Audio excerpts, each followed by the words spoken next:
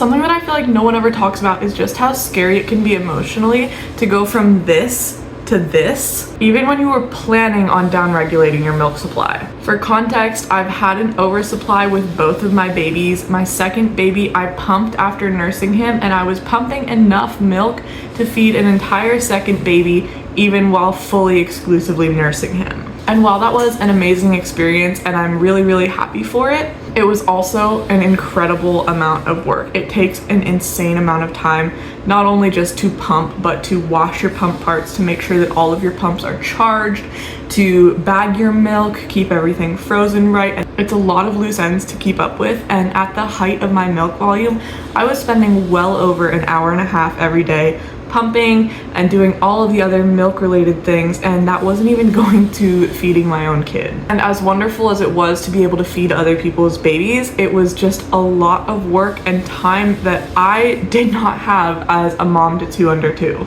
So when my supply plummeted after going through some crazy things in my personal life and not being able to keep up with my normal pumping schedule, I realized that I had 2 different options. I could either work really hard to try to get my volume back up to what it used to be, or I could throw in the towel and decide to quit pumping and solely nurse my baby. To be honest with you, that second option sounded really scary to me, and I had a repeat buyer who really needed the milk, and so I did not want to do that. So I went ahead and tried to get my supply back up.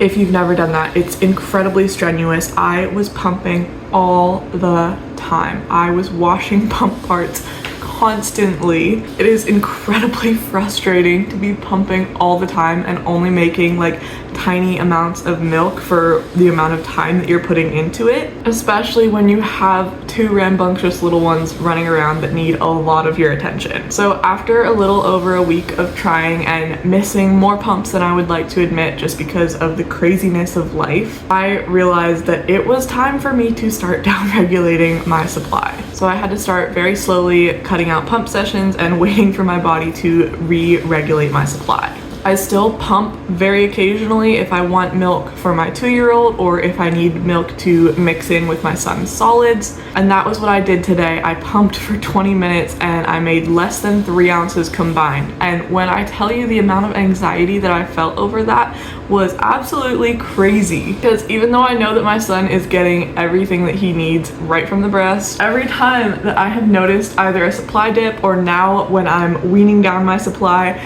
it has been such a mind game for me. All that to say, if you've gone through a similar experience, I would absolutely love to hear your story.